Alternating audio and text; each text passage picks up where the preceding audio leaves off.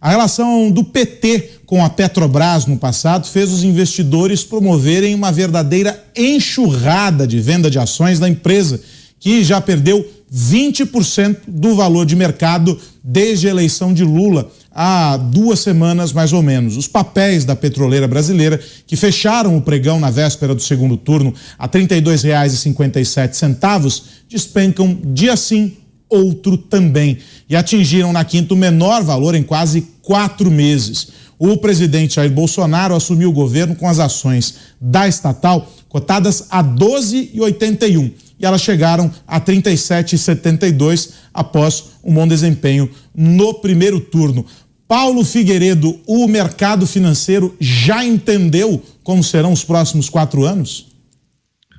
Eu tô achando divertidíssimo, Aros, vou te falar a verdade, porque eu tô vendo aquela turma, Helena Landau, né, foi conselheira econômica da Simone Tebet na campanha, depois declarou voto no Lula, Armínio Fraga, meu professor, que também era pró-Lula, o próprio Henrique Meirelles desejando boa sorte para as pessoas e dizendo que o Lula dilmou.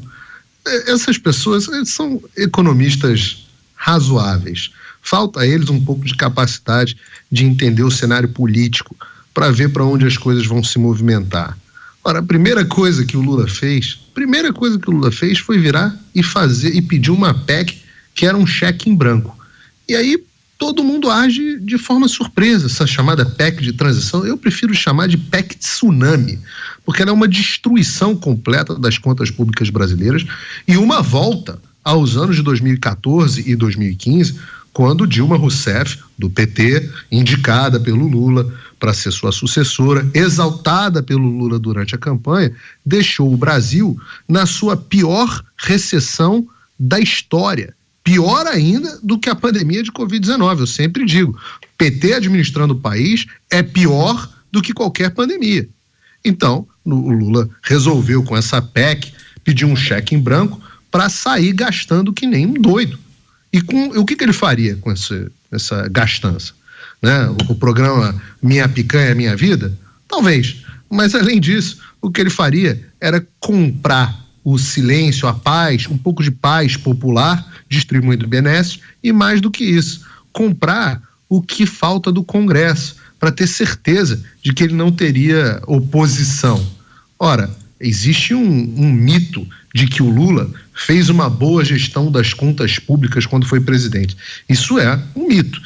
Eu hoje no Morning Show li até os números. O governo Lula, quando assumiu, o Brasil tinha alguma coisa, o governo federal arrecadava alguma coisa como 680 bilhões por ano. No último ano do governo, no penúltimo ano do governo Dilma, né, 2014, o governo federal arrecadou quase 1,4 trilhão, ou seja, mais do que o dobro. E foi assim que o governo Lula fez contas fiscais arrumadas. Ele deu sorte de que a economia mundial vinha muito bem, o Brasil teve um crescimento econômico por conta da demanda mundial por commodities, basicamente, e pelo aumento de gastos públicos, que num primeiro momento gera, sim, crescimento econômico, e depois, quando a maré virou, o Brasil mergulhou na depressão. Então, falta a esses economistas que eu citei aqui um pouco de memória e um pouco de entendimento de política, entendimento de para onde as coisas vão. E agora, a única coisa que eu tenho para dizer para eles é o seguinte: vocês estão assustados, queridos? Faz o L. Não, eu falei da Casa das Garças, o Fernando estava falando do Rio de Janeiro, né? A grande reunião dos economistas liberais. Eu fiz economia na PUC-Rio também. Então, é isso que o Fernando está falando perfeitamente. É o High Society do Rio de Janeiro, Beautiful People, onde um fica elogiando o outro, existe toda ali uma coisa de ficar bem com todo mundo, pessoal que assina carta pela democracia, e aí no final todo mundo acaba virando gestor dos seus próprios fundos, um indica para o outro, aí o dinheiro vai circulando sempre dentro da mão deles. Eu quero ver como é que está o resultado dos fundos desse pessoal, como é que vai estar daqui a pouquinho. Eu estou falando, esse é o pessoal que eu vou ficar enormemente satisfeito em ver as consequências do governo Lula para eles. Infelizmente, tem que haver consequências. É a mesma coisa, estou passando aqui nos Estados Unidos exatamente pela mesma coisa. No Wall Street, apoia em peso o Partido Democrata, apoiou em peso o Joe Biden. O que aconteceu? As ações dos Estados Unidos, o Dow e o Nasdaq, o S&P estão tendo os piores resultados em anos, historicamente. Esse ano foi historicamente ruim. E aí o que acontece é que os fundos desses caras todos estão indo para o beleléu.